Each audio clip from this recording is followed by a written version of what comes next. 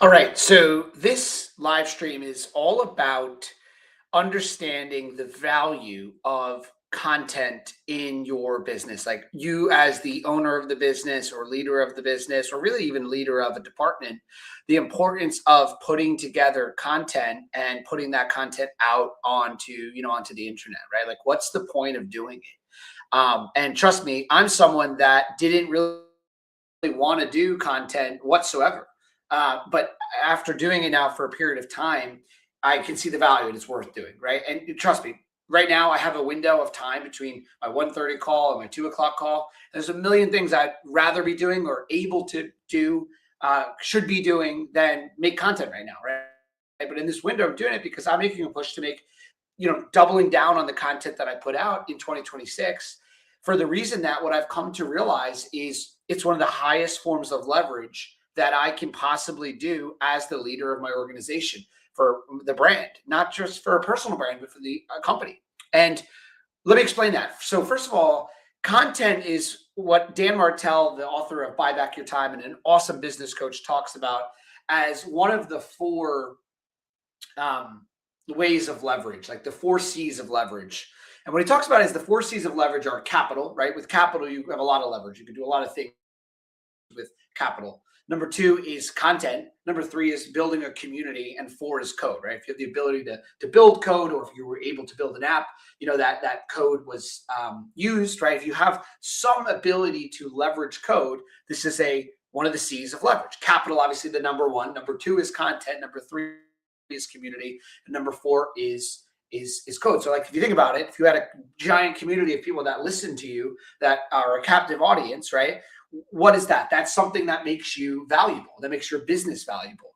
Think about how many billionaires have been created in the most, more recent years because of their audiences. On an extreme example, Ryan Reynolds has made more money in business than he has in movies, right? He created an audience, he created a community, right? He had capital from the acting, right? He had a community through the acting, and then utilize that for phones, right? Or Kylie Jenner with makeup, or Haley Bieber with, makeup as well, right? Like, people that have communities are able to leverage that. A lot of times, if I were to go into business with someone, I would go into a business partnership either because they have capital, a community, like an audience we could sell to, or some skill that they don't have. But again, capital and community are really important. So what is content? Content is the way of building a community, building a base of people that know, like, and trust you, that you're an authority figure, that they feel like they know you on a personal level from seeing your content, that you can then leverage in your business. And so content is super powerful and super helpful. So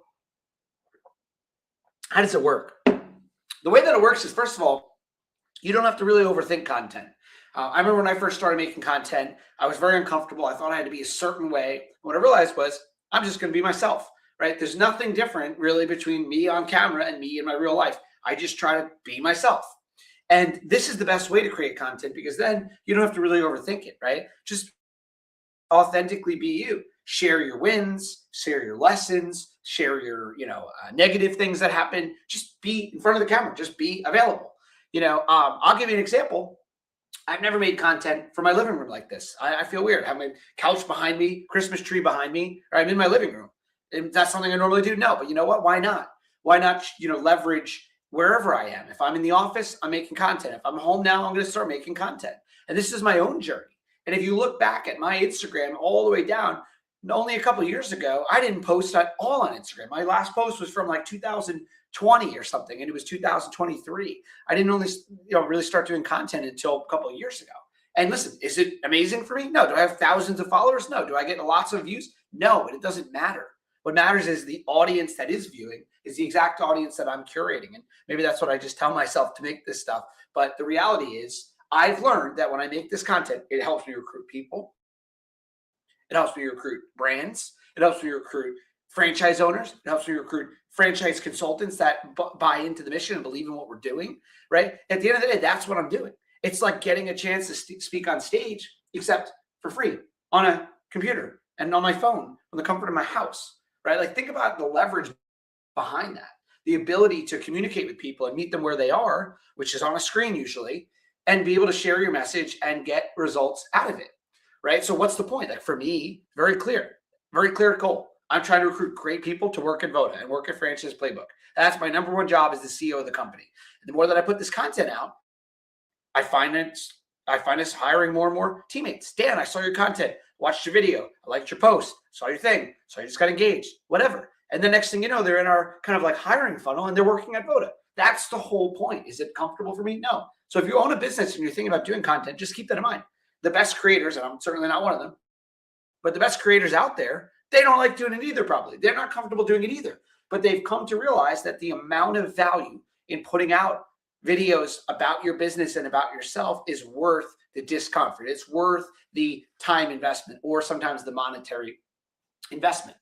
And so the more that you think about putting out this information about yourself, about your business, about your mission, about your vision, you're going to be able to recruit great people into your organization just by doing this, right? And so that's really the benefit of putting out the content. And listen, I get it. You have people think like, oh, they're a content creator. Oh, they must be, not busy in their business doing that. It takes a few hours a week.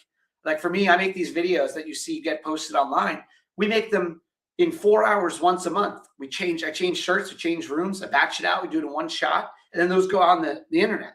And a month later, we do it again. It's not a giant investment of time whatsoever. If you have a system, right, as that book, Atomic Habits says, you don't rise to the level of your systems. You don't rise to the level of your goals. You fall to the level of your systems. Making content is all about just creating a system. And then next thing you know, you're spending 10, 20, 30 minutes a day on it, and you're getting the leverage of hours and leverage that comes from posting out evergreen content. Thanks for joining. See you on the next one.